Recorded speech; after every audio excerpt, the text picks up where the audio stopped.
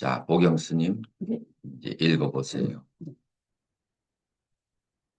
논문 제목, 나로 육법과 사자에서에 나타난 의식의 해탈과 그 방법론 연구. 1. 연구의 목적 및 배경. 본 연구는 티베트 밀교의 핵심 수행 체계인 나로 육법과 사후 의식의 지침서인 사자에서를 관통하는 의식의 해탈, 메커니즘을 비교 분석하는 데 목적이 있다. 생전에 수행, 나로 육법과 사위의 전개, 바르도가 어떻게 유기적으로 연결되어 중음에서의 해탈이라는 궁극적 목표를 실현하는지 그 방법론적 구조를 고찰한다. 자, 여기에서 중요한 것은 바르도 텍톨이라는 말 들어봤죠? 바르도 텍톨, 이게 사자의 서라고 하는 거예요. 그래서 바르도는 죽은 다음에 그 의식의 세계를 말하는 거예요. 빨리어나 산스크리트어로는 건달바, 산스크리트어로는 얘기하고, 이제 티베트에서는 이거를 바르도라고 얘기하는 거예요. 자, 그래서 이 바르도라고 하는 사후의 의식 세계는 무엇과 연결되어 있느냐면은 내 평생에 무슨 짓을 하고 살았는지 하고 연결되어 있는 거예요. 자, 그런데 이 중에서 나로 육법이라고 하는 수행을 한다면 나로빠라고 하는 그런 이제 스승이 정리해 놓은 그런 수행 방법이에요. 그런 6가지의 수행은 전부 다 의식을 정화해서 해탈시키는 방법이에요. 그래서 이 수행 방법과 그 다음에 사후의 바르도의 세계가 어떻게 연결돼서 이 바르도가 해탈하는지 그 방법론적 구조를 고찰한다라고 하는 거예요. 이거는 의식의 해탈이라고 하는 것이니까 우리가 천부제를 지내는 목적이 뭐예요? 그것도 의식의 해탈이에요. 그러니까 내가 나의 의식을 해탈할 수 있는 실력이 있어야 무슨 실력이 생긴다고요? 남의 그 영가의 의식에 해탈도 해낼 수가 있는 거예요. 근데 여러 가지 방법이 있어요. 의식을 해탈시키는 것은 최상이고, 보통 무속의 세계에서는 어떻게 얘기하죠? 의식을 쫓아내는 거야. 근데 쫓아내면 다시 들어와. 다시 들어올 때 더 큰 게 들어올 수가 있어. 빈집에 소 들어간다고. 그러기 때문에 보통 일반적인 사람들은 쫓아내는 것만 하는데 그래가지고는 영험이 없어요. 나중에 문제가 더 생길 수가 있어요. 그래서 해탈을 시켜야만 되고 해탈을 시키려면은 자기 의식이 해탈도 못하는 주제에 어떻게 남의 의식을 해탈을 시키겠어요? 그래서 지금 여기 티베트 빌교에서 말하는 그 의식의 해탈을 하는 방법이 결국은 영가 천도하고도 연관이 된다. 그리고 그 방법론으로서 뭐가 있다고요? 나로 육법이라고 하는 것이 있다. 그거를 지금 이제 보경 스님은 연구하겠다라고 하는 거예요. 읽어보세요. 2. 연구 내용 및 방법. 나로 육법의 수행론. 뜸목, 졸열하, 한신, 이 졸렬화를 다른 말로 내열이라고 그래요. 그래서 안에 열을 발생시키는 거, 쉽게 얘기해서 단전에 열을 발생시키는 방법이에요. 그래서 이 6가지 수행법 방법 가운데서 제1번이 뜸모로 시작되는 거예요. 그래서 도교에서도 단전호흡을 얘기하죠. 그 다음에 우리 초기 불교에서도 단전호흡을 하면서 계속 알아차림을 하라 그러죠. 다 여기에 동일한 원리를 가지고 있는 거예요. 계속 읽어보세요. 방명 등 6가지 수행이 어떻게 미세한 의식을 각성시키고 생리적, 심리적 변이를 일으키는지 분석한다. 사자에서의 존재론, 죽음의 순간부터 재생에 이르기까지 전개되는 의식의 변화, 단계를 추적하고 각 단계에서 제시되는 해탈의 기회를 고찰한다. 수행과 해탈의 상관관계, 나루육법을 통해 체득한 광명과 한신의 성취가 사후 바르도에서 나타나는 공성의 현현을 어떻게 재인식하게 만드는지 그 논리적 근거를 탐구한다. 자, 그래서 이쪽의 수행 방법이 티베트 불교의 수행 방법의 전부는 아니에요. 티베트 불교가 네 가지의 수행 단체로 나누어져요. 그 네 가지 수행 단체 중에서 지금 현재 달라이 라마가 있는 그 수행 체계가 있잖아요. 거기는 겔룩바라고 해서 겔룩 그래서 쫑카파에 의해서 재창시된 그런 학파인데 거기는 경전에 대한 이해, 그래 지적 사유를 굉장히 중요시 여겨요. 그 다음에 여기 밀라레빠에 의해서 전수되는 이 나로육법의 수행은 까규파의 수행이라고 해요. 까규파. 자, 그래서 이 까규파의 그 밀라레빠의 수행은 어떻게 우리가 정리될 수가 있느냐면은 나로육법이 수행하는 방법론이에요. 자, 그리고 그 다음에 결국 수행의 종점은 어디에 와 있어요? 죽음의 순간에 해탈하는 거 아니에요? 그리고 사자의 서라고 하는 것은 죽음의 순간에 의식을 어떻게 해탈시키는가의 방법론에 대해서 얘기한 거예요. 자, 그렇다면 이렇게 우리는 얘기할 수 있어요. 나로육법을 통해서 생시에 수행하고 그 다음에 사자예서를 통해서 사후에 수행을 한다. 자, 그래서 우리가 천도제를 지내는 것은 사자예서에 입각한 거예요.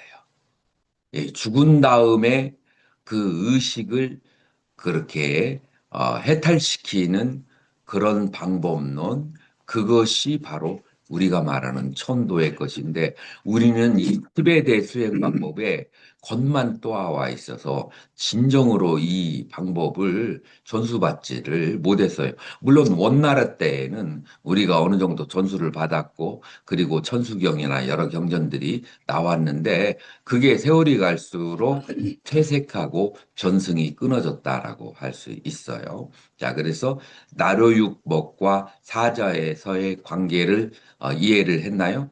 예, 그래서 생시의 수행과 죽은 다음의 수행 두 개로 나누고 우리가 말하는 천도제라고 하는 것은 죽은 다음의 수행의 형식을 본딴 것이다. 라고 말할 수가 있어요. 그러면은 이제 수행과 해탈의 상관관계가 어떻게 되냐면은 나루육법을 통해서 지금 아직 나루육법이 뭔지가 뒷부분에 자세히 설명이 나와요. 나오는데 나루육법을 통해서 이 수행을 통해서 얻어지는 상태가 무엇인지 그건 궁금하죠? 네.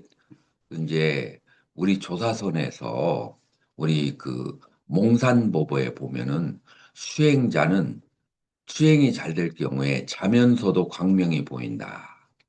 라는 말을 들어본 적 있어요? 예, 음, 그래서 마음이 밝아져요.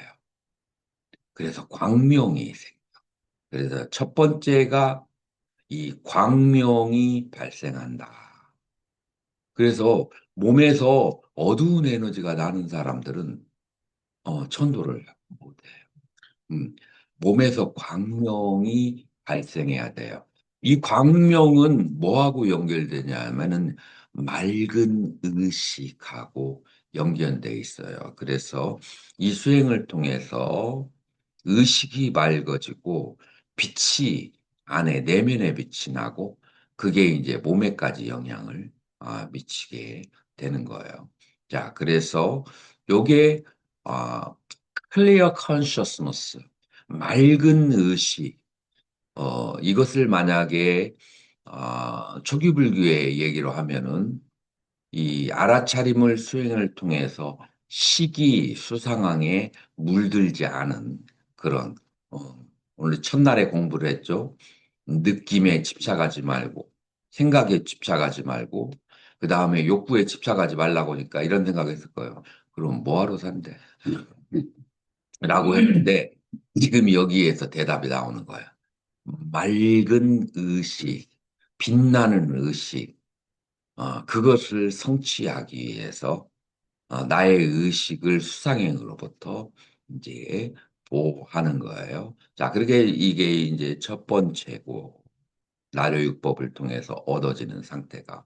두 번째 상태는 뭐냐면은, 이 내가, 여러분들 그거 얘기 들어봤어요. 유체이탈. 네. 네. 유체이탈을 통해서 여러 군데를 다니면서 이 세상 모든 것이 다 마음으로 만드는 몸이다라고 하는 것을 깨달아요. 그래서 환신의 성취, 그래서 환이라는 것을 깨닫게 되는 거예요.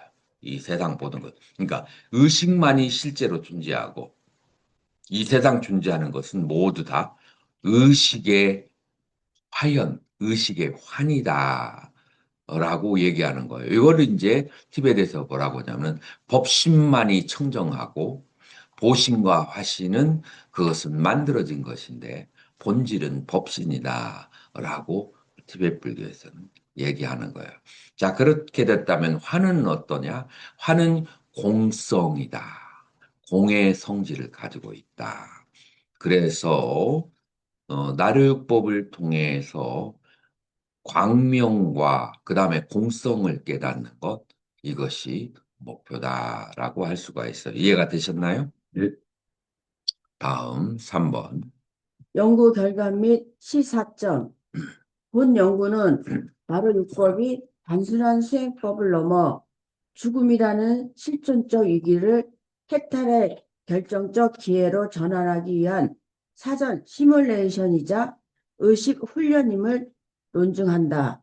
특히 생전의 광명 수행이 사후 근원적 광명과의 합의를 가능케 하는 핵심 동력임을 밝힘으로써 티베트 불교의 생사관이 가진 실천적 가치를 재조명한다. 나루육법이 원인으로서의 수행이라면 사자에서는 결과로서의 전개를 다루므로 이 둘의 실전적 연결성을 중심으로 챕터를 구성했습니다. 자, 그래서 이제 이 연구를 통해서 무엇을 얻고자 하느냐라고 하느냐면은 나루육법과 사자에서의 관계에 대해서 설정을 하는데 나르육법은 원인적 수행이라고 한다면 사자에서는 결과의 전개다라고 하는 것을 증명을 하는 거예요. 자, 그래서 우리는 죽음이라고 하는 것이 실존적 그 당면함이라고 말할 수가 있어요. 그래요, 안 그래요? 근데 이 죽음을 단순한 죽음으로 넘기지 않고 해탈의 기회로 전환을 한다라고 하는 거예요. 자, 그것이 바로 이 의식 훈련하는 법인데 이 의식 훈련은 하는 법을 생전에 하는 것은 나르육법이고 죽은 다음에 하는 것은 뭐라고요? 사자에서다라고 하는 거예요. 자, 그래서 이 티베트 불교는 전부 다 의식을 청정하게 하고 의식을 밝고 광명 있게 해서 결론적으로 해탈을 하게 하는 그런 이제 법인데 그 논리는 뭐냐면은 생전에 수행하는 것은 child dormitory 그래서 어린아이의 광명이라고 얘기해요. 그 다음에 어, 완전한 해탈을 하는 것은 mother luminatory 그 어머니의 광명이라고 그래. 그래서 수행의 광명이 해탈의 광명과 합일하는 것.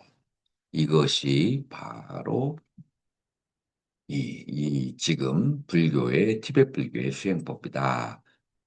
라고 얘기할 수가 있어요. 논문 목차. 제1장 토론 1-1 연구의 배경 및 목적 현대 사회의 죽음 담론과 티베트 불교의 생사학 1-2 연구 범위 및 방법 타로율법 나로육법. 나로율법 텍스트와 사자에서 죽음 해탈론의 비교 문헌 비교 문헌학적 접근 1-3 선행 연구 검토 기존의 밀교 수행론 연구와 바르도 연구의 한계점 제2장 나루율법의 체계와 의식 변용의 기제 2-1 나루율법의 형성 배경 카규, 카규파 전승과 인도 후기 밀교의 유입 2-2 핵심 수행의 방법론 졸렬화 네, 전열화를 어려운 단어니까 내열로 바꿔주세요.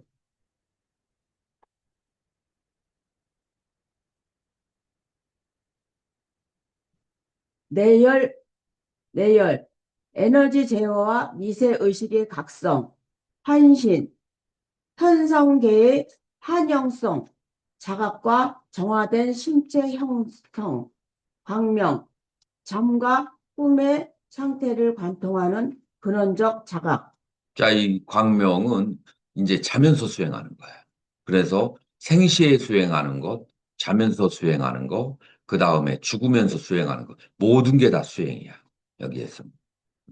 2-3 수행을 통한 의식의 유계적 전환 거친 의식에서 미세한 의식으로의 이행 제3장 여러분들 잘 때 수행하시나요? 잘 때 막 그냥 평상시에는 공부 열심히 하다가 잘 때 되면은 탁 풀어놔 버리는 경우가 있죠. 그러면은 낮에 공부한 거 다 까먹어. 자면서도 수행을 해야 돼. 그리고 여러분들이 주의 깊게 살펴보면 자면서 의식이 흩어지는가, 놀러 가는가, 아니면은 수행을 하고 있는가를 이 평상시에 알아차림하는 것처럼 자기가 느낄 수가 있어요. 제3장 사자에서에 나타난 죽음의 단계와 가르도의 전개 3-1 사유 죽음의 근원적 광명과 폭달의 첫 번째 기회 2 법성 의식의 투영성으로서의 불보살 수령과 재인식 3-3 수생 업의 형성과 윤회로의 재진입 과정 자, 그래서 이 3장은 사자에서를 주로 다룬 거예요.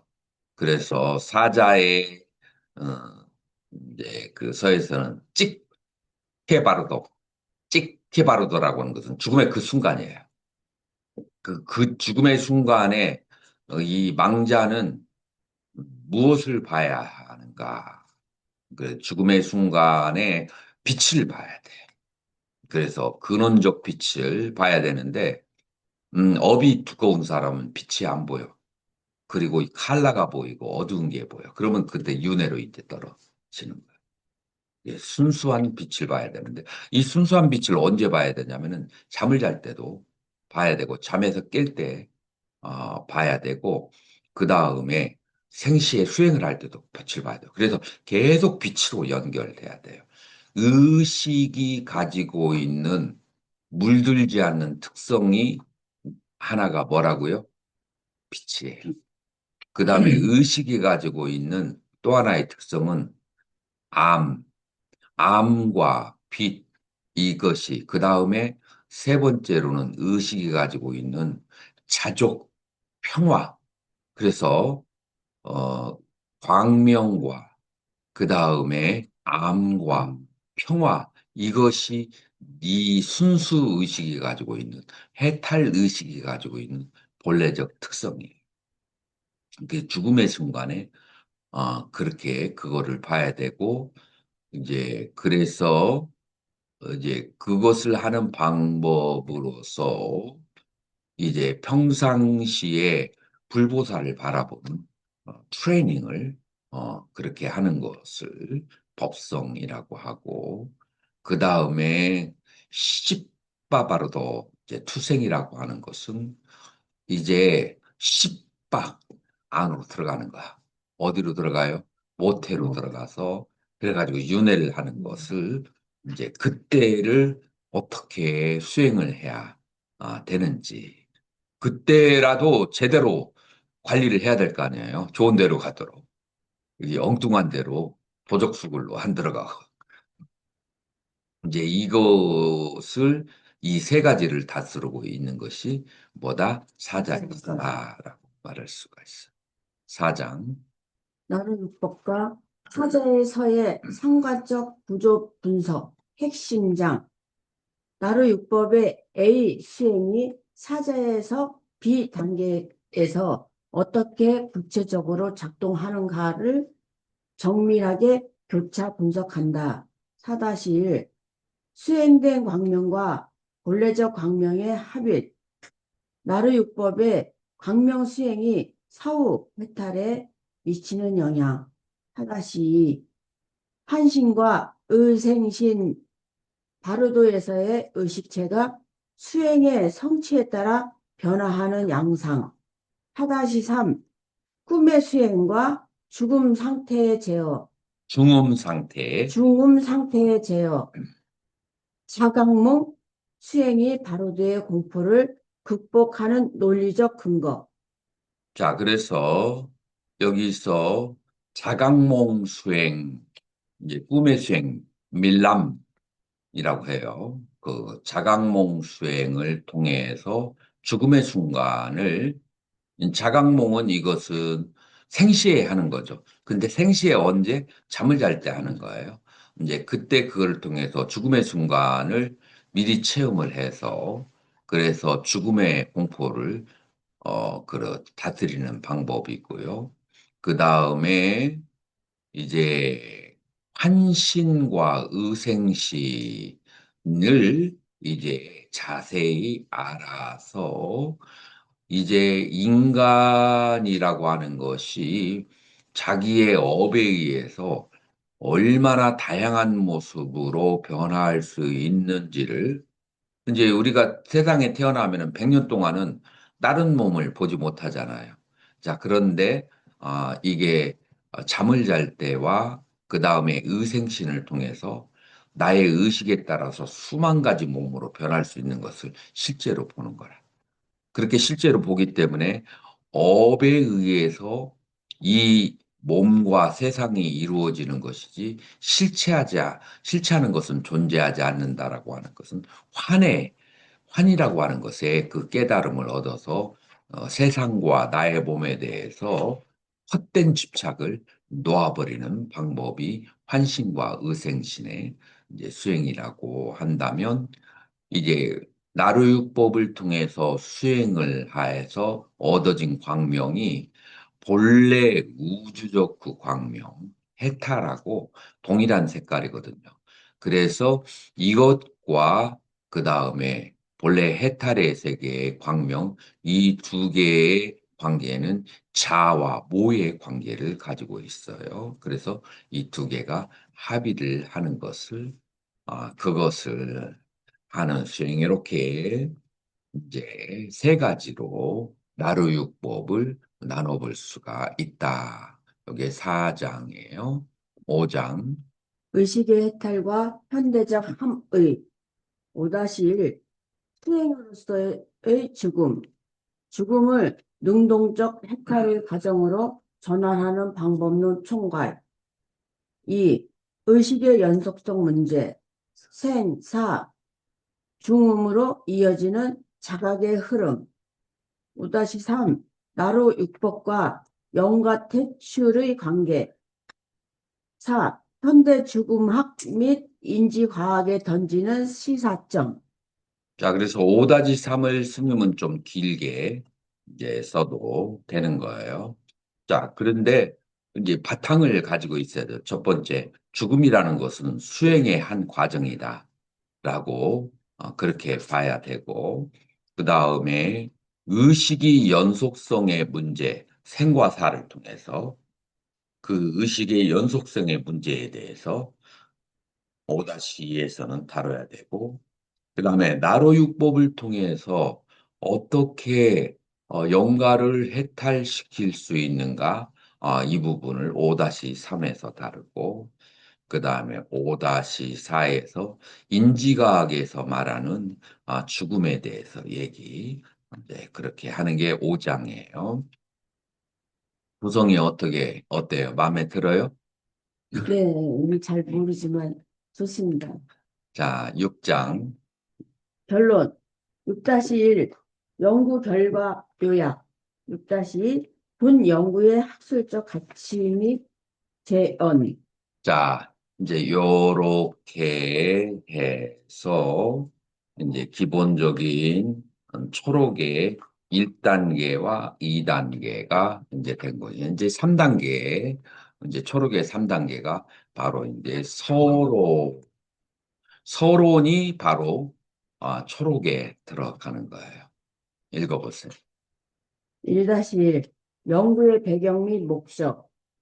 인류 문명사에서 죽음은 단순한 생물학적 종말이 아닌 의식의 본질을 탐구하는 궁극적인 문턱으로 간주되어 왔다. 특히 티베트 불교는 죽음의 과정을 해탈의 결정적 기회로 전환시키는 독보적인 수행 체계와 이론을 구축해 왔다. 3페이지에, 3페이지가 없어요? 예, 아, 없어요. 잠깐만요. 아니, 없을 수도 있어. 내가, 없어요. 예, 예, 예. 읽었어요. 인류 문명사에서 죽음은 단순한 생물학적 종말이 아닌 의식의 본질을 탐구하는 궁극적인 문턱으로 간주되어 왔다. 특히 티베트 불교는 죽음의 과정을 해탈할 결정적 기회로 전환시키는 독보적인 수행 체계와 이론을 구축해 왔다.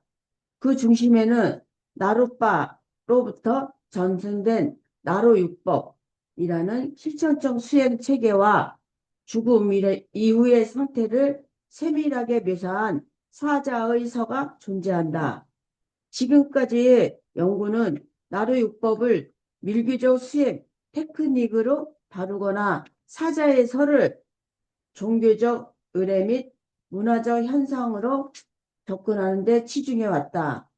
그러나 이 두 텍스트는 사실상 의식의 연속성이라는 하나의 줄기로 연결되어 있다. 나로 율법은 생전의 죽음의 과정을 미리 체험하고 훈련하는 시뮬레이션이며 사자에서는 그 훈련이 실제 상황에서 어떻게 적용되는지를 보여주는 실전 매뉴얼이기 때문이다. 본 연구의 목적은 나루육법의 각 수행법이 어떻게 사후 바루도의 각 단계와 대응하는지 분석하고 이를 통해 의식의 해탈이 일어나는 구체적인 방법 기제를 밝히는 데 있다. 이는 티베트 불교의 생사관을 현대적 관점에서 재해석하고 인간 의식 확장에 대한 새로운 지평을 제시하고자 합니다.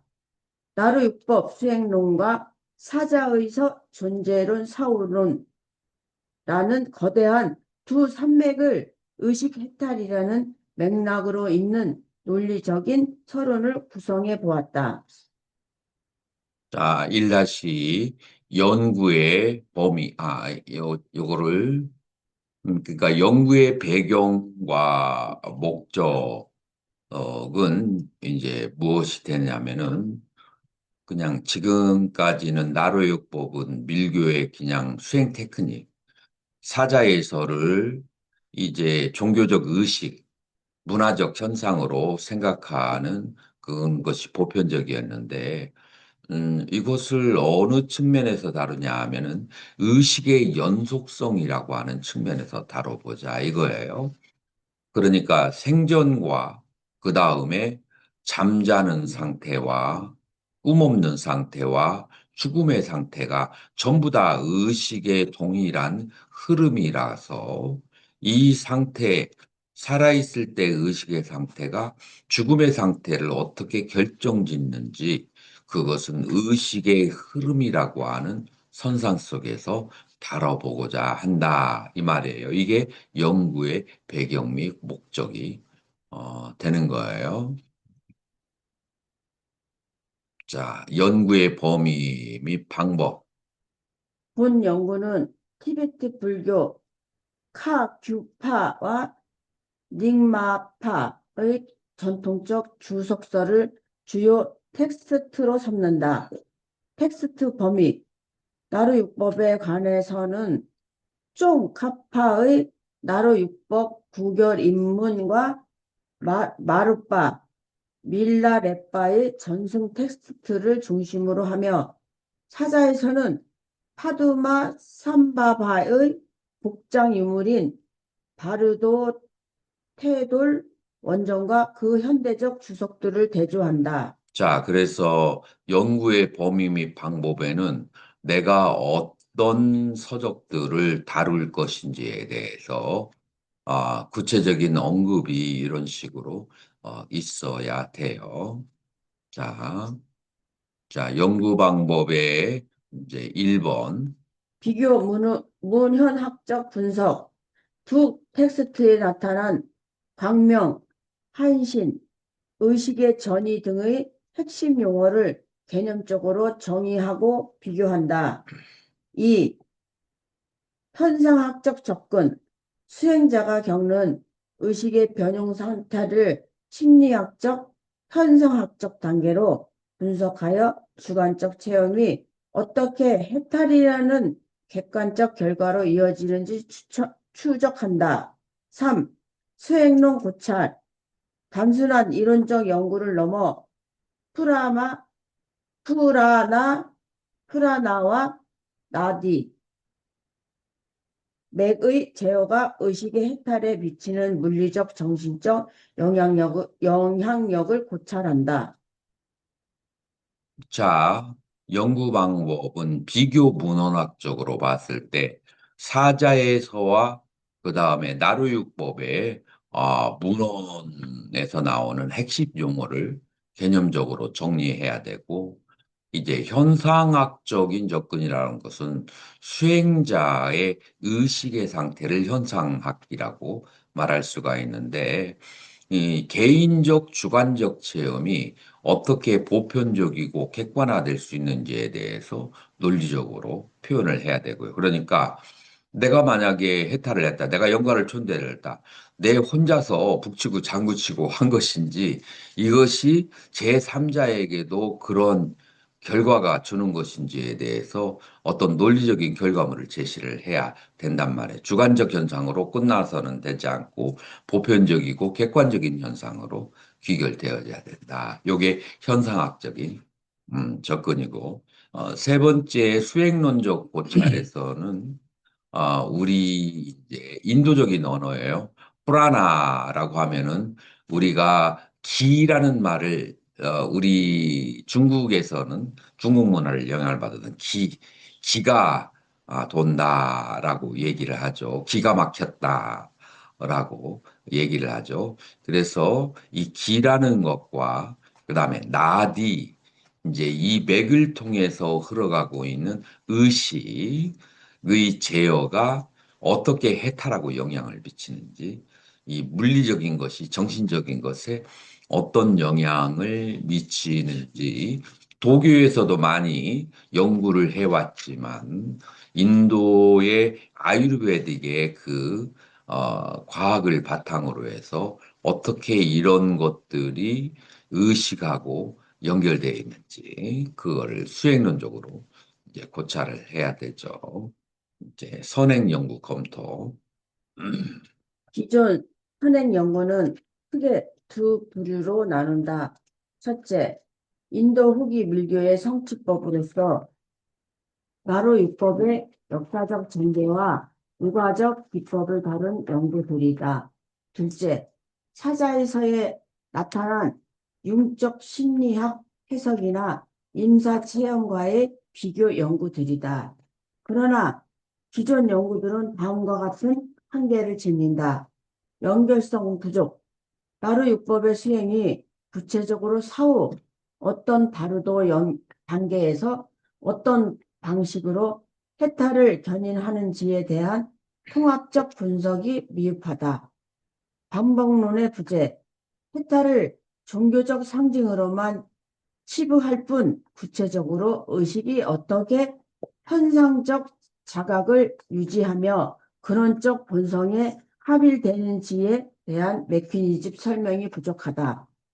본 연구는 이러한 공백을 메우기 위해 나로 율법의 광명 수행이 사후 법성 바르도에서 어떻게 재인식의 동력으로 작용하는지를 집중적으로 논함으로써 차별성을 확보하고자 한다.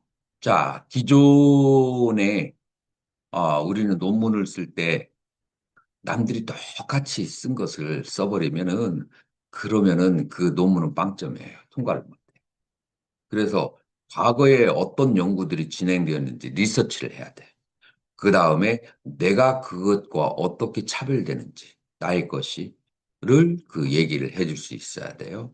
자, 과거의 연구는 크게 두 가지로 나눌 수 있는데, 후기 밀교의 성취법으로 유럽에 굉장히 많은 선풍적인 인기를 끌어서 나르율법에 대해서 역사적으로 설명하거나 요가적 기법들을 다룬 책들이 많아요. 그 다음에 둘째, 사자에서를 이제 칼 융이나 그 다음에 임사체험 그런 이제 그 학자들에 의해서 다루어진 것들이 많아요. 근데 이 두 개의 한계점은 무엇인가 하면은 이 나로유법이나 사자의 서에 나와 있는 것이 어떻게 구체적인 수행 방법을 통해서 의식의 객관화를 이루어가고 의식의 객관화가 해탈로 연결되는지에 구체적인 그런 서술을 가지고 있잖아요. 그것은 아마도 티베트 불교가 밀교적 성격을 지니고 있기 때문에 일반 학자들에게 공개되지 않아서 오는 현상이 가능성이 많아요. 그래서 많은 일반 사람들이 아는 것은 종교적 행사 정도로만 그렇게 생각하고 구체적인 방법론이 보편화되어 있지 않는 것이 지금까지의 현실이다라고 하는 거예요. 그래서 지금 이제 본 연구는 이러한 공백을 메꾸기 위해서 이 어떠한 공백을 수행론이라는 구체적인 방법을 통해서 어떻게 이런 나로육법의 수행과 그 다음에 사자에서에 나오는 것이 의식의 해탈로 이루어지는지 그리고 이 광명 수행이 어떻게 법성으로 회귀하는지 이런 거에서 집중적으로 논의를 해서 과거의 논문과의 차별화를 보여주겠다라고 하는 야심찬 논문이라고 할 수가 있어요. 음. 제2장에서는 본 논문의 핵심 실천론인 나로육법의 구조와 그 기저에 흐르는 에너지학적 원리를 신층적으로 다룹니다. 나로육법은 단순히 6가지 기술의 나열이 아니라 인간의 거친 의식을 해체하여 미세한 광명 의식으로 변형시키는 정교한 단계별 프로세스입니다. 자, 그래서 나르율법을 우리는 어떻게 이해해야 되냐면은 사람들의 의식은 흩어져 있어요. 근데 어떻게 흩어져 있냐면은 이제 그 사람들이 여러 가지 상충된 욕망들을 가지고 있어. 이제 예를 들어서 나는 돈을 많이 벌고 싶다. 그 다음에 똑같은 상태에서 나는 일을 하고 싶지 않다. 이 두 가지 욕망은 서로 이루어질 수 있을까요? 없을까요? 이러니 이제 서로 그 반대되는 욕망들이 인간에게는 가득 차 있어요. 여러분들 쇠와 자석의 차이점이 뭔지 아나요? 쇠하고 자석은 똑같은 양의 NS극을 동일하게 가지고 있어요. 쇠 1kg하고 자석 1kg가 NS가 똑같이 가지고 있는데 쇠는 끌어당기는 힘이 없고 자석은 끌어당기는 힘이 있어. 왜 그래요? 자석은 NS가 일렬로 조화가 되어 있고 쇠는 안이 부조화가 되어 있어. 그래서 바깥으로 힘이 나오지 않아. 자, 그래서 이 나로육법을 통해서 이 정제되지 않고 서로 모순된 욕망을 미세한 의식으로 다스려서, 조화된 의식으로 다스려서 이제 청정한 의식으로 만든다. 자, 그러려면은 뭐가 필요하냐면은 이 반대되는 욕망이 결론을 서로가 상충이 되어서 좋은 결과를 내지 못한다고 알아야 되고, 그 다음에 두 번째로는 안 좋은 욕망들이 어떤 안 좋은 결과를 가져오는지 충분히 알아서 좋은 욕망을 순서적으로 배열할 수 있도록 그렇게 하는 작업들이 미세한 의식으로 가게 하는데 도움이 된다. 이제 요것은 의식의 측면이고, 두 번째로는 뚱모를 통해서 이제 우리말로 쉽게 얘기해서 단전호흡을 통해서 이 단전의 열을 어디로 안으로 응축시키는 거야. 그건 2장에 나와 있어. 2장 읽어보세요. 나로육법의 체계와 의식 변형의 기제. 2-1 에너지 체계와 수행의 원리. 나디, 프라나, 빈두. 나로육법을 이해하기 위한 전제 조건의 인간의 신체를 단순한 생물학적 구조가 아닌 에너지 체계로 파악하는 것이다. 나디, 맥, 의식의 통로입니다. 중앙맥과 좌우맥이 존재하며 평소에는 좌우맥에 에너지가 흘러 이분법적 망상이 일어난다.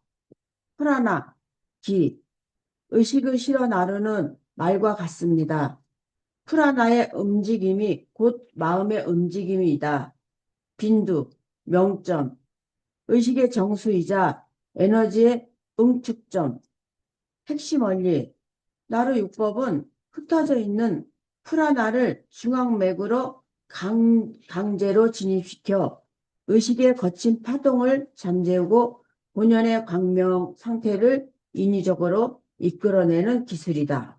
자, 여기에서 중요한 용어가 나오는데, 나디, 호라나, 빈두라고 하는 그런 용어가 나와요. 자, 나디라고 하는 것을 우리 중국 문화권어로 얘기하면 여러분들 충맥이라고 들어봤어요? 이 뼈 안으로 흘러가는 에너지가 충맥이라고 하고요. 그 다음에 인맥, 동맥이라는 말 들어봤어요? 인맥은 몸 앞쪽으로 흐르는 에너지를 말하고, 동맥은 몸 뒤로, 꼬리뼈에서 뒤로 올라가는 에너지, 그 다음에 정수리에서 단전으로 내려오는 것을 인맥이라고 해요. 자, 그래서 동맥, 인맥은 좌우로 나누어져 있는데, 좌우로 나눠져 있는 이 에너지가 인간을 고락, 시, 비, 호, 오라고 하는 두 가지의 그런 이제 극단적인 감정과 생각을 일으켜요.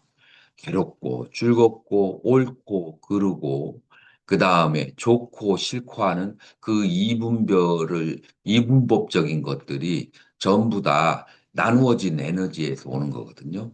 그래서 이 나누어진 에너지를 어디로 밀어넣냐면 충맥, 뼈 안에 있는 에너지의 통로로 밀어넣어 가지고 그것이 제일 끝에가 어디냐면은 물라다라 라고 해서 회음이에요. 회음을 통해서 그 다음에 미려라고 해서 꼬랑지 뼈가 있고 그 다음에 단전을 통해서 그 다음에 여기에 아나하타 가슴의 차크라 그 다음에 여기 심장의 차크라 그 다음에 수두리 목의 차크라 그리고 나서 여기를 정수리로 내려오는데 이 정수리를 빈두라고 그래요. 이 충맥을 통해서 빈두로 완전히 거기 막혀 있는 곳을 뚫어버리게 되면 그러면은 해탈이다라고 그렇게 얘기해요. 자, 그러려면은 이 에너지가 충맥을 통해서 여기 정수리까지 가는데 세 가지 관문이 있어요. 첫 번째, 욕정의 관문이 있어. 그 욕정의 관문을 뚫고 지나가야 돼. 그 다음에 두 번째로는 무슨 관문이 있냐? 사랑하고 미워하는 여기 감정, 사랑하고 미워하는 마음이 있으면 양쪽으로 흩어져요. 그러면은 충맥으로 갈 수 있어요, 없어요? 에너지가. 사랑하고 미움에 빠지면 영원히 그 윤회에서 벗어나지 못해. 그 다음에 여기가 세 번째 관문이야. 냐냐 차크라인데 여기서는 늘 시비를 얘기하고 있어. 나는 옳고 너는 그러. 너는 옳고 나는 틀려. 시비를 얘기하면은 여기에서 또 둘로 갈라져. 여기에서 윤회로 또 흩어져 버려. 그러기 때문에 여기서 시비가 끊어져야 그래야만 충맥으로 가서 해탈을 하게 돼요. 자, 그러니까 세 개의 관문이 있다. 첫 번째 관문은 뭐라고요? 욕망의 관문. 두 번째 관문은 사랑과 미움의 관문. 세 번째 관문은 시비, 시비의 관문. 자, 그러면 시비는 수상행 가운데 어디에 속해요? 상. 상에 속해요. 자, 그리고 욕망은 제일 밑에 있는 욕망은 무엇과 관련돼요? 수, 수. 지금 이 욕망은 뭘 말하냐면 본능적인 감각적 쾌락을 말하는 거야. 감각적 쾌락은 수가 쾌감과 불쾌가 있잖아요. 그러니까 이 욕망은 성욕을 말하는 거야. 이 쾌감과 불쾌감은 이 수하고 관련돼 있어요. 그 다음에 이제 사랑하고 미워하고 좋아하고 싫어하는 것. 이 세 가지 관문을 통과해요. 그래서 한 시간만 같이 있다 보면 어떤 사람은 시비가 많은 사람이, 어떤 사람은 느낌이 좋아, 느낌이 막 그냥 쾌감과 불쾌감이 강한 사람. 어떤 사람은 욕망이 강한 사람이 있어. 먹는 것을 맑게 먹지 않고 동물적으로 먹는. 이제 이런 것을 통해서 이 사람이 수행이 얼만큼 됐는지 안 됐는지 우리는 순간적으로 빠르게 알 수가 이제 있는 거예요. 그 말은 나 자신을 그렇게 파악할 수가 있다는 거예요. 본인의 자신을. 자, 그래서 지금 이렇게 쭉 얘기를 들어보니까 이 티베트 밀교라고 하는 것이 초기 불교의 그 이론하고 배치가 되는 것 같아요. 아니면은 순조롭게 일치가 되고 오히려 더 도와주는 것 같아요. 오히려 더 도와주는 초기 불교의 그 수행이 알아차림의 수행이 왜 필요한지를 더 정당화시켜주는 그런 것이 밀교의 수행이다. 그래서 똑같은 근원을 가지고 있다라고 했어요. 그래서 나디라고 하는 것은 이제 인맥과 동맥과 충맥으로 가야 되는 것을 얘기하는 것이고, 뿌라나라고 하는 것은 거기에 에너지가 실려서 가야 돼. 그 에너지가 있어야 돼. 에너지가 푹 빠졌어. 에너지는 언제 주로 많이 나가요? 이제 성행위. 그 다음에 이것만으로 나가는 게 말 많이 하는, 생각 많이 하고, 보고 듣고 하는 거 많이 하는 거. 그러니까 우리 선언에서 다섯 가지 소를 얘기하거든요. 책을 많이 읽지 말고, 말 많이 하지 말고, 그리고 시비를 많이 하지 말고, 이게 전부 다 이 해탈론의 입각에서 얘기하는 것이다라고. 자, 이제 나로육법의 단계별 수행론, 여러분들이 궁금해하던 여섯 가지 수행이 도대체 뭐야? 이제 여기에 대해서 공부를 해봅시다. 2-1. 잠깐만요. 잠깐 쉬시겠다가 합시다. 요거 기니까.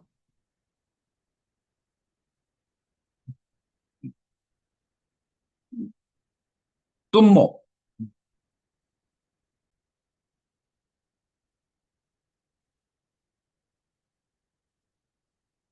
나로율법의 단계별 수행법. 2-1 뜬모 수행의 토대. 뜬모는 배꼽 아래의 내적인 열기를 깨워 중앙맥의 매듭을 푸는 수행입니다. 기재. 수행자는 강렬한 열기를 생성하여 정수리의 빈들을 녹여내립니다. 목적. 네 가지 기쁨의 체험을 통해 공성과 기쁨이 하나인 상태, 공락, 공락부리를 체득하며 이후 5가지 수행을 가능케 하는 에너지적 추진력을 확보합니다. 자, 여기에서 이제 우리 초기 불교에서는 그 배에 호흡이 들고 날을 그냥 관하라고만 얘기하는데 여기서는 한 가지가 더 얘기가 되어지죠. 뭐냐면은 이 단전에 강력한 열기가 있어야 돼.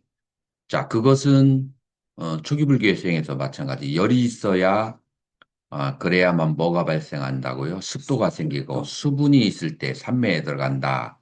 라고만 얘기하는데 여기서는 강력한 열기가 있어야만이 이 해탈을 할 수 있는 이 머리끝 정수리까지 나가버릴 수 있는 그런 에너지가 생성이 태어난 생성이 되는 거예요. 그러니까 여러분들 불을 막 떼서 터빈을 돌려가지고 그다가 전기를 발생하는 그 화력 발전소 있잖아요. 이제 그런 양상이다라고 생각해요. 근데 따뜻 미지근하다 그래가지고는 어디 그렇게 올라가지를 못하잖아요. 자, 열기가 두 번째로 무엇을 또 해결하냐면은 잡된 에너지를 소멸시키는 이걸 이제 우리 용어로 하면 영가를 해체시켜버리는 그런 특징을 가지고 있어요. 그래서 열기가 적은 사람이 영가천도 못해요. 의식만 가지고. 강한 열감이 단전에서 나와야 돼요. 이 열감이 모든 그 수행의 시작이다. 그리고 만약에 성행위를 많이 하잖아요. 열이 많아질까요? 적어질까요? 단전에. 적어져. 열이 빠지게 돼요. 야, 그래서 그 성행위 할 때 에센스를 위리야라고 그래요. 위르가 바로 그 에너지를 말하는 거예요. 그 에너지가 열감을 일으키게 한다라고 하는 거예요. 자, 그래서 호흡을 하는 것을 바람을 돌리는 여러분들 부엌에 불 뗄 때 바람 풍무 있잖아요. 풍무를 많이 돌렸는데 장작이 없어. 그래가지고 제대로 타겠어요? 장작이 많은데 바람이 부족해. 그래도 안 타. 바람도 있어야 하고 장작도 있어요. 장작이 있다는 것은 성에너지가 충족해야 되고 바람이라고 하는 것은 호흡을 통해서 이거를 열감으로 바꿔줄 수 있어야만 된다라고 하는 거예요. 그래서 6개의 수행 중에서 가장 기본이 요거 없으면 그 다음으로 나가기가 이제 어렵다라고 하는 거니까 이제 이거를 통해서 4가지 기쁨, 초선, 2선, 3선, 4선 4가지의 기쁨이 이거 바탕 위에 생기는 거예요. 이거 없으면은 생겨내지가 않아. 그래서 이것과 함께 그 다음에 공인데 무슨 기쁨이 있느냐라고 말할 수 있는데 공이니까 집착이 없으니까 마음에 집착이 없으니까 이 에너지가 자유롭게 나면서 온몸에 기쁨이 생성하는 거예요. 그래서 공락불이라는 것을 알아야 돼. 공하니까 기쁨도 없다. 그건 이론적인 얘기라. 공을 체득한 사람은 온몸에 기쁨이 가득하게 돼. 그게 네 가지 종류의 사선으로 그렇게 이루어진다라고 하는 거예요. 자, 그래서 첫 번째가 나루육법 중에서 뭐라고요? 뚱모. 자, 두 번째. 한신, 존재의 실상 파악, 자신을 포함한 모든 현상이 실체가 없는 환영임을 깨닫는 수행입니다. 기재, 명상을 통해 자신의 몸을 정화된 본존의 모습으로 시각화합니다. 목적, 고정된 자아상을 해체하고 사후 바르도에서 나타나는 환상적인 현상들을 두려움 없이 자신의 투영으로 인식하게 만드는 기초가 됩니다. 자, 완신수행은 뭐냐면은 지금 여러분들의 남자의 몸, 여자의 몸, 뭐 못생긴 몸, 키가 작고 뭐하고 뭐 여러 가지의 몸을 가지고 있잖아요. 이게 실체가 아니라는 것을 저기 하는 거예요. 그래서 자기가 생각하는 어떤 보살이나 부처의 모습을 상정하고 그 모습을 관함으로써 나의 본질은 그것이고 이 지금 있는 이 몸이라고 하는 것은 가짜라는 것을 그래서 이 몸에 대한 집착을 없애기 위해서 수행하는 방법이 바로 요로 관심수행 방법이다라고 하는 거예요. 3번. 광명수행, 작악의 본질과 합일. 광명은 티베트 밀교에서 말하는 의식의 가장 미세하고 순수한 상태입니다. 논문에서는 이를 인신론적 자각과 실존적 상태의 결합으로 다루어야 합니다. 잠이 든 순간이나 죽음의 찰나에 나타나는 근원적 자각의 상태를 포착하는 수행, 기재, 깊은 잠, 무꿈 상태 속에서도 숙면 상태라고 하죠. 음, 깨어있는 자각을 유지합니다. 목적, 죽음의 순간에 나타나는 기저의 광명을 생전에 닦은 수행의 광명으로 알아차려 즉각적인 해탈에 이르게 함. 그래서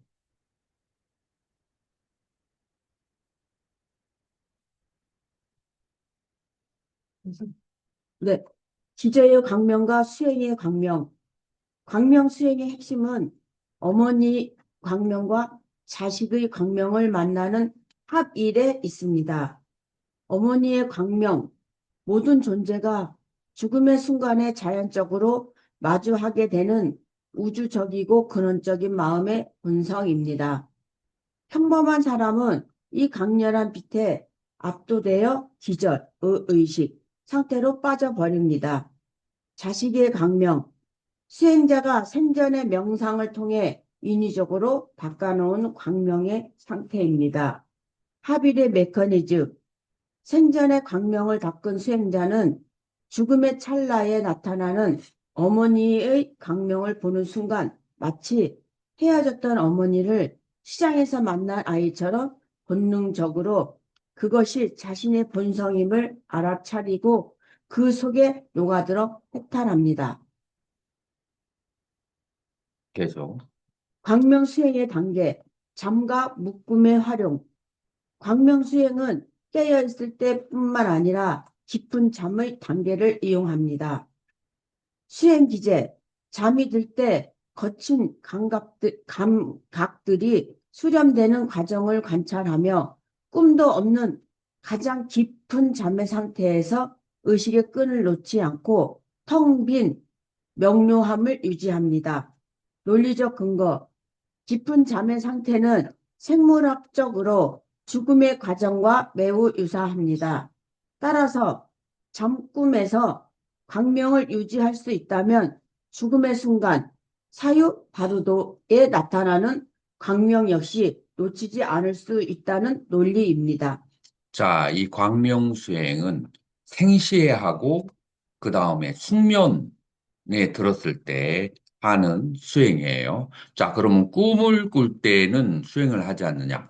꿈을 꿀 때는 밀란이라고 하는 몽중수행 네 번째가 있어요.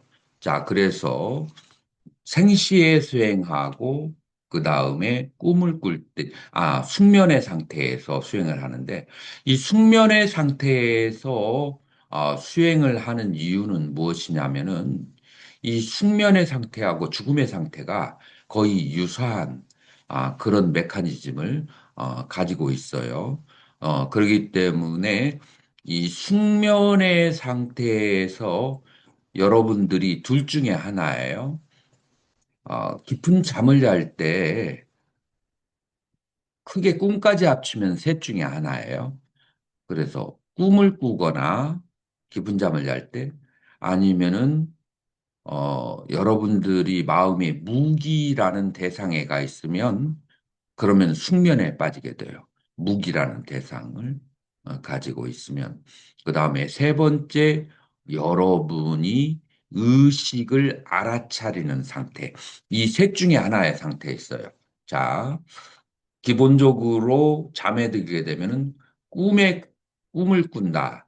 꿈을 꾼다라고 하는 것은 뭐냐면은 여러분들이 과거에 그날 하루에 그 기억하고 있던 좋았던 나빴던 생각에 빠지는 게 꿈이에요. 그 생각에 빠지는 것이 꿈. 이게 이제 1번이고 2번은 그 좋았던 나빴던 일이 아니라 무기라고 있어요. 여러분 무기가 뭔지 아나요? 무덤덤한 상태야. 별로 좋지도 나쁘지 않은 무덤덤한 상태. 그 무덤덤한 상태에 마음이 가면 어, 숙면에 빠지게 되고 좋고 나쁜 파동이 거치는 것에 가면은 꿈을 꾸게 돼요. 그래서 이 둘 중에 하나의 상태에 있어요.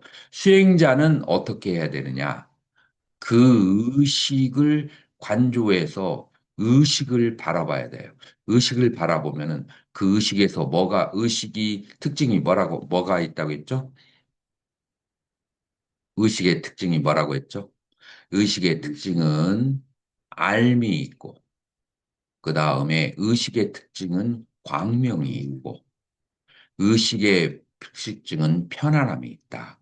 그래서 편안하면서 알미 있고 광명이 있는 이 세 가지를 결부한 의식으로 돌아와서 의식을 붙여주는 상태. 그게 바로 광명의 수행이에요. 일반 사람이 봤을 때는 쉬울까요? 어려울까요? 어려워요. 그런데 이것도 해보면은 재미가 있어. 이 상태가 제일 좋은데. 뭐하러 그런 지저분한데. 예를 들어서, 거지 생활을 오래 했던 사람이 친절한 양부모를 만나가지고 5성급 호텔에 가서 일주일 동안을 생활을 했어. 그런데 다시 거지 집으로 돌아왔어. 거기 가서 살겠어요? 네, 마찬가지로 여러분들이 이제 이런 그 순수 의식의 상태로 가게 되면은 그러면 그 상태가 여러 가지의 시비 분별하는 상태가 너무 거칠어서 그 상태보다도 이 상태로 오고 싶어. 예를 들어서 재밌는 영화를 본다. 재밌어요, 없어요? 음, 내가 좋아하는 배우들이 나오고 스토리가 흥미진진하다. 재미있단 말이에요. 그런데 그 즐거움보다도 이 의식의 하나가 됐을 때의 즐거움이 더 즐거운 거야. 그러니까 계속 그 상태에 있으려고 그렇게 하는 거죠. 그게 바로 무슨 수행이냐? 광명 수행이다라고 하는 거예요. 그래서 그 이 광명 수행은 언제 하느냐? 생시에 하거나 아니면은 숙면의 상태에서 하는 거예요. 자, 그러면은 세 번째 상태가 꿈의 상태가 있다겠죠. 그건 네 번째 몽중 수행에서 하는 거예요. 네 번, 4번. 몽중수행, 자각의 연속성 훈련. 꿈속에서 그것이 꿈임을 알아차리고 꿈의 내용을 변형시키는 수행입니다. 기재, 꿈 상태의 불안화를 제어하여 의식의 명료함을 이주합니다. 목적, 사후, 바르도 상태가 꿈과 본질적으로 같음을 이해하게 하여 중음 및 혼란 속에서도 의식의 주도권을 쥐게 합니다. 자, 그래서 4번째 몽중수행은 어떤 수행이냐면 꿈을 꾸민 줄 아는 훈련을 하는 거야. 그러니까 평소에 꿈을 꿀 때 꿈을 꿔요. 그리고 이것이 첫 번째 꿈인 줄을 자각하게 그렇게 훈련을 통해서 될 수 있어요. 그리고 두 번째, 내가 자각이 딱 되었을 때 내가 원하는 그런 장면이 있어. 그것이 나오도록 그거를 이제 꿈을 조작하는 거야. 두 번째가 꿈을 그렇게 만드는 거야. 예를 들어서 불국토의 세계, 그 다음에 무슨 세계, 무슨 내가 좋아하는 여러 가지 경전에서 나오는 세계 있잖아요. 그, 그 아미타경에 나오는 그 아미타 불국토의 세계, 이런 것을 경전을 읽으면서 애워뒀다가 그거를 꿈을 꿀 때 그런 세계를 꾸도록 그렇게, 예, 아니, 그리는 건 아니에요. 그렇게 꿈으로 나타나. 내 마음이 그리면 꿈으로 나타나. 그런 현상 세계로. 그래서 여기서 이제 목적은 뭐냐면 이 현상 사바 세계가 전부 다 마음으로 그려진 도화지에 칠해진 환의 세계라는 것을 깨닫게 하기.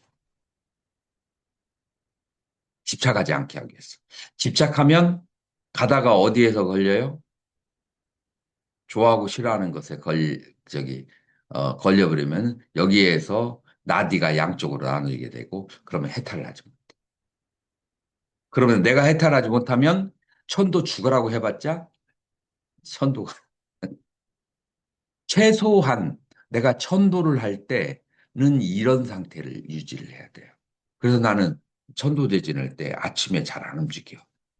괜히 마음이 시비분별에 생기게 되면은 천도 지낼 때 완전히 그 저기가 되거든. 그래서 아무것도 하지 않고 있다가 바로 법당에 들어가서 이제 저기를 하거든요. 그래서 이 시비로 나눠지지 않은 상태에서 감정이 호호가 없는 상태에서 천도를 해야만이 그래야 천도가 잘 되게 됩니다. 그래서 천도 지내는 날 그 의식을 잘 관리해야 돼. 막 나가서 막 사납게 싸우다 와가지고 목탁 잡고 막 그냥 그러면은 영가가 보고 있다가 니나 잘해.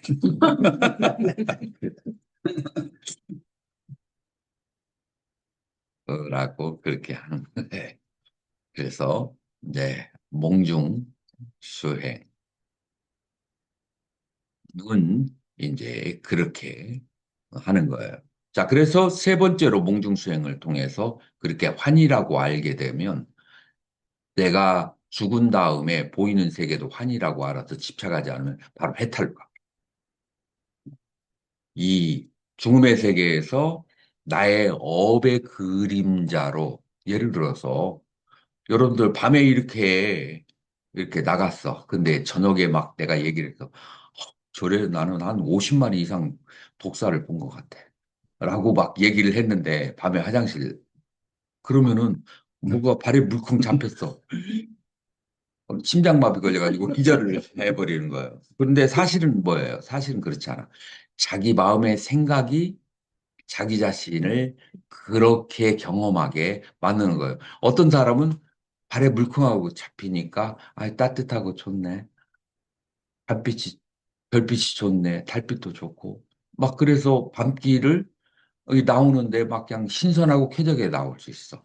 그러니까 사람들이 마음에 입력된 대로 나오는 거예요. 죽음의 순간에 나오는 공포스러운 장면 혹은 아름다운 장면 전부 다 자기의 입력된 것이 나타나는 환희라. 그래서 그거에 대해서 치우치지 않고 집착하지 않으면 해탈을 하는 거예요. 여기에 바로 사자에서의 핵심 원리야. 그래서 여러분들이 영가 천도를 할 때도 그 모든 그 영가가 보이는 현상이 환임을 깨닫게 해줘요. 그 법문을 통해서.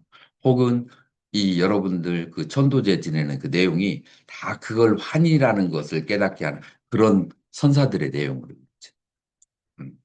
근데 여러분들이 만약 그걸 이해하지 못한다면 그런 상태가 전도를 할 때 되지 않는다면 그러면 큰 효과가 없죠.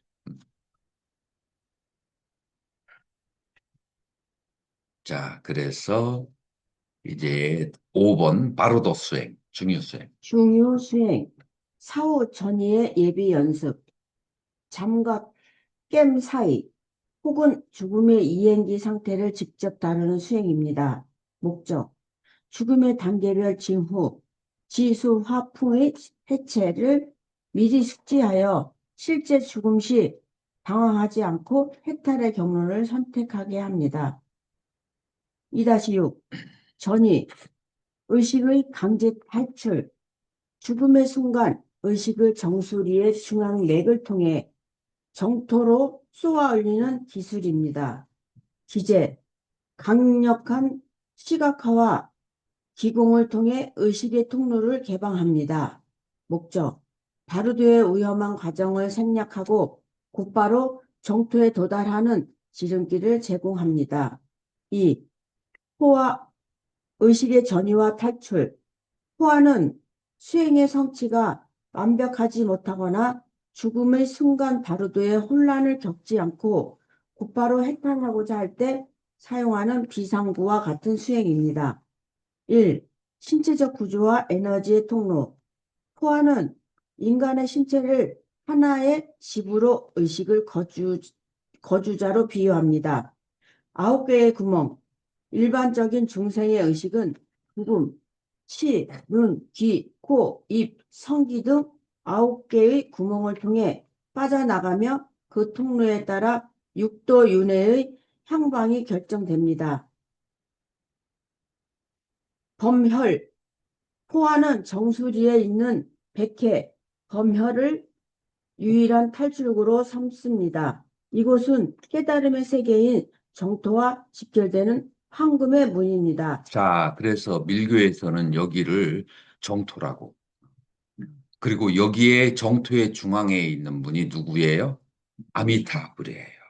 그래서 우리 그 아미타불, 그 다음에 정토, 이런 것들이 다 밀교에서 나온 용어라는 걸 우리는 써는데. 자, 그래서 이 아미타불, 그 정토에 있는 이 아미타불에 가려면은 아까 얘기했던 것, 충맥으로 바로 에너지가 꿰뚫고 가야 되는 거예요. 이 충맥으로 에너지를 꿰뚫고 갔을 때는 두 가지의 능력이 필요한데, 하나는 그 시각화하는 능력, 이 충맥, 그 다음에 에너지가 충맥을 통해서 거기까지 갈 수 있는 그런 파워가 있어야 돼요. 이 파워가 무슨 힘이라고 하냐면 삼매력이라고 우리 이제 초기불교에서는 얘기하는 거예요. 그래서 이제 이거를 이제 여섯 번째로 뽀아, 의식의 해탈, 탈출이라고 얘기하고 이 뽀아를 남에게 해주는 것을 그걸 천도라고 하는 거예요. 내가 하는 것은 뽀아라고 하고 남을 해주는 것은 천도라고 한다. 라고 그렇게 하는 거예요. 자, 그래서 죽음의 순간에 인간의 의식은 9개의 구멍으로 나가게 돼요. 두 눈, 두 귀, 그 다음에 두 개 코, 이, 성기, 그러면은 6개, 7개, 어, 눈, 귀, 여기 있잖아요. 여기까지 해서 9개지. 그래서 여기로 가면은 해탈이고, 그 다음에 여기로 나가거나, 눈으로 보이는데 끄달리거나, 귀로 듣는데 끄달리거나, 아니면은 냄새에 끄달리거나, 아니면은 먹는 것에 끄달리거나, 그 다음에 성욕에 끄달리거나, 이제 거기에 따라서 그런 환상들이 이제 나타나게 되는 거예요. 그러니까 평상시에 눈으로 보는 아름다운 것에 집착하거나, 아름다운 소리를 집착하거나, 냄새에 집착하거나, 맛에 집착하거나, 성욕에 집착하면은 죽음의 순간에 거기에가, 거기로 이제 나가게 되는 거예요. 그래서 밑으로 나가면 사막도야. 밑으로 나가면은 이제 사막도고, 위로 가면은 인간 천상 등이 되고, 그 다음에 우회로 가면은 해탈이 된 통로에 따라서 육도 윤회가 결정이 된다라고 하는 거예요. 그러니까 밑으로 내려갈수록 더 동물적이야. 감각기관이. 한번 생각해 봐요. 성욕 동물적이잖아요. 그 다음에가 먹는 거. 동물들도 먹는 거 좋아해요. 그 다음에 조금 나은 것이 향기. 그보다 조금 나은 것이 듣는 거. 그 다음에 그 중에 제일 고급스러운 거. 이제 눈. 그 다음에 달하는 것이다. 그래서 이 신체적 그 에너지가 이 에너지가 어디로 빠져나가에 따라서 육도 윤회를 결정짓는데 그것을 나의 노력을 통해서 이 정수리로 다시 말해서 아미타국토의 정토에 아미타 부처님에게 밀어듣는 거, 그게 바로 해탈이고 뽀아라. 그 방법 전체를 뭐라고 한다? 음, 뽀아라고 그렇게 한다라고 하는 거예요. 자, 이것이 바로 이제 전이라고 하고 여섯 번째 수행인데 여기에서 바로 뭐과 연결되냐면 천도하고 연결이 된다라고 하는 거예요. 그래서 읽어보세요. 수행의 핵심, 수행의 핵심 기제, 풍과 빈두의 발사, 시각화, 심장센터에 자신의 의식을 상징하는 빛의 점, 빈두이나 글자 등을 설정합니다. 소리, 특정한 소리, 예, 힉, 해를 사용하여 강한 진동을 일으킵니다. 실천, 아래에서 위로 밀어 올리는 기운을 사용하여 심장의 빈두를 정수리 구멍을 통해 아미타불과 같은 불보살의 심장 속으로 강제로 쏘아 올립니다. 자, 그래서 여러분들이 차크라 중에서 제일 일레 물라마드라 차크라는 성욕과 관련돼 있고, 그 다음에 그 위에 있는 그 차크라는 음식 먹는 거하고 관련있어요. 요 배에 있는 거, 배에 있는 차크라는 먹는 거하고 관련돼 있어요. 이건 동물적인 것이죠. 자, 그래서 먼저 바로 그 정수리로 에너지를 보내면 되는데 너무 한꺼번에 갑자기 올라갈 수 없잖아요. 중간 기점이 어디냐면 심장이야. 심장에 먼저 에너지를 올려 둬야 되는데 여기에서 신구이 3호까지가 나와요. 몸과 입과 말과 마음. 그래 마음은 관상을 하고 말로는 소리를 내요. 그 소리를 휘리 휘라는 소리를 내 가지고 그 소리를 내면은 심장 쪽으로 에너지가 오게 돼 있어. 그래서 심장 쪽으로 그 강하게 온. 그래서 신구의 상업 중에서 소리를 내는 것은 뭐가 돼요? 부가 되는 거죠. 그 다음에 무드라가 여러 가지가 있어요. 그래서 무드라를 이제 사용하고 그건 신이 되는 거예요. 그 다음에 마음으로 심장에다 어, 일천꽃의 연꽃을 관상을 하는 거예요. 그래서 그 아름다운 색깔을 입혀서 그래서 그걸 생생하게 시각화하는 거. 이제 그것을 이제 아니면은 그 일정꽃을 놔두고 하나의 동그란 푸른 점, 푸른 연꽃, 닐라라고 그래요. 푸른 점을 관상을 하든지 이렇게 해서 시각화. 그래서 신구의 삼업이 동시에 작용을 해가지고 마음이 다른 데로 새지 못하도록 완전히 거기에다가 밀어 주는 거예요. 자, 그래서 이 에너지를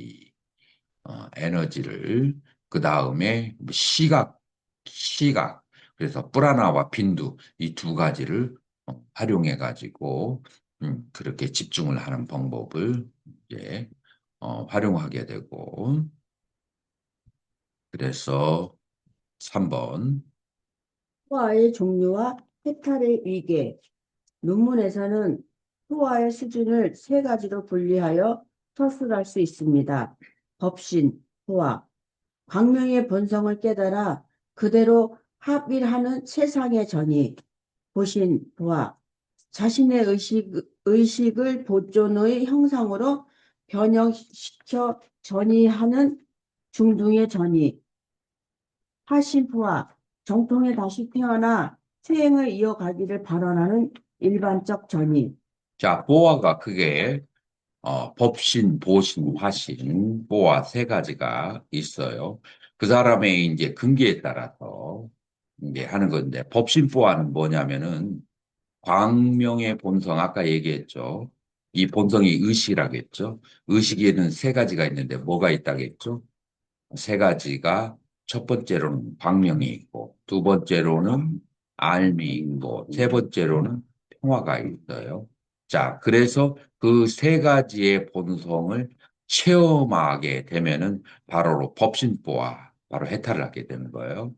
자, 이 세 가지가 잘 안 되는 그런 사람은 두 번째 보신보화를 하게 되는 거예요. 보신은 자기가 마음으로 만들어낸 몸을 보신이라고 그래요. 마음으로 만들어낸 몸. 이제 보통 불보살의 몸을 만들어요. 아니면은 이제 티베트 불교에서는 닥신이라든지 여러 이제 신들의 형상을 이제 만들어내기도 해요. 그래서 그 형상을 만들고 자기 자신의 의식을 거기에다가 넣어버리는 거예요. 그래서 동일시하는 거예요. 그거를 무슨 보아? 보신보아라고 한다. 그래서 그 불보살과 함께 같이 해탈해버리는 거예요. 그게 이제 보신보아고 화신보아라라고 하는 것은 이제 내가 그 의식이 나간 다음에 정토에 내 힘으로는 안 되니까 정토에 태어나가지고 거기에서 다시 수행을 차곡차곡 그래서 젊은 날에 팡팡 놀아버리고 에너지를 다 써버리는 사람들. 이제 이런 사람, 나이가 들어서 이제 에너지가 다 빠진 다음에 이런 이제 이치를 얻게 됐어. 그러면 이제 정토 발언을 그런 사람들이 하는 거야. 젊고 싱싱하고 푸르등등한 사람들이 정토 발언하고 하는 게 아니라 그건 정토를 실현해야지 정토 발언하는 게 아니야. 그래서 이제 이 세 가지가 있다라고 하는 거예요. 저 불을 25도로 한번 내려보고 해놨어요. 그래서 이제 4번. 광명과 호화의 상관관계, 해탈 방법론의 이중 구조. 이 부분이 논문의 핵심 통찰이 될 것이다. 광명은 자각에 의한 해탈입니다. 의식이 대상을 인식하는 방식 자체를 변화시켜 해탈에 이른다. 호화는 에너지 제어에 의한 해탈이다. 의식이 빠져나가는 통로를 물리적, 에너지적으로 제어하여 해탈의 지점으로 이동합니다. 자, 한번 보자고요. 우리 6가지가 있었어요. 1번이 뭐였죠? 1번이 뚱모였어요. 2번이 환신이고, 3번이 광명수행이에요. 그 다음에 6번째가 무슨 수행이에요? 뽀아 수행이에요. 그러면 이제 광명 수행과 뽀아 수행을 한번 비교를 해보자고요.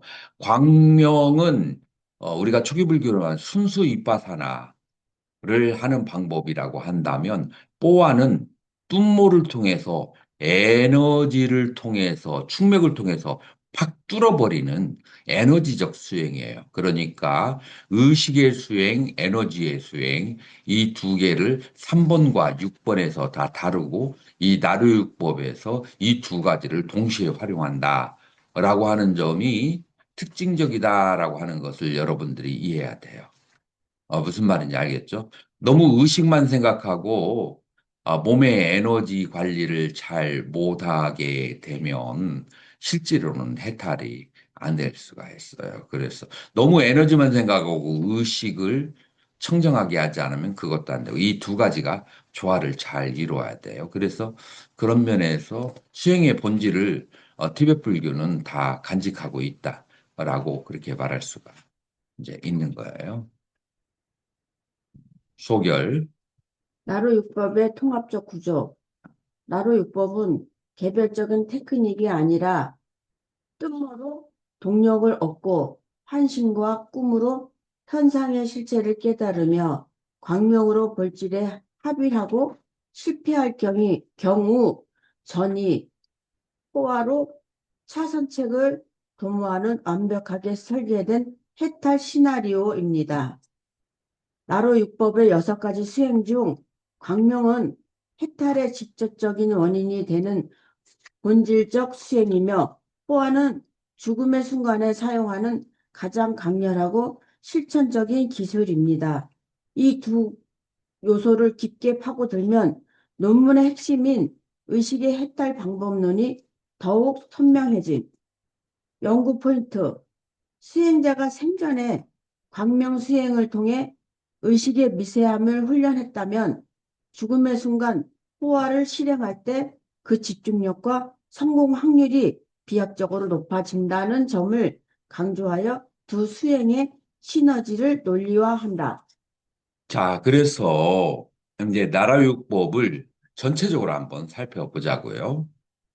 첫 번째, 1번 뚱모로서 에너지를 이제 얻는 거예요. 뚱모를 통해서.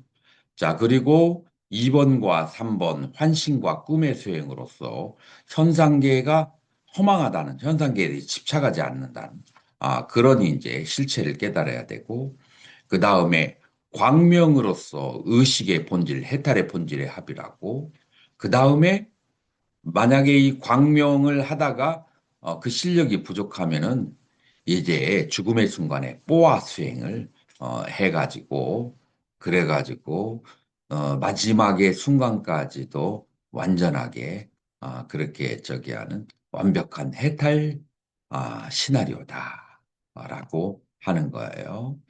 자, 그래서 광명은 해탈의 직접적인 원인이 되고, 뽀아는 죽음의 순간에 사용하는 가장 실천적인 기술이에요. 그래서 이 두 개의 요소가 이 논문의 핵심이 되게 되고, 그 다음에 이 뽀아라고 하는 것이 결국은 영가 천도, 영가를 다스리는 것에 근본 실력이 된다라고 하는 거예요. 잠시 휴식하도록 하겠습니다.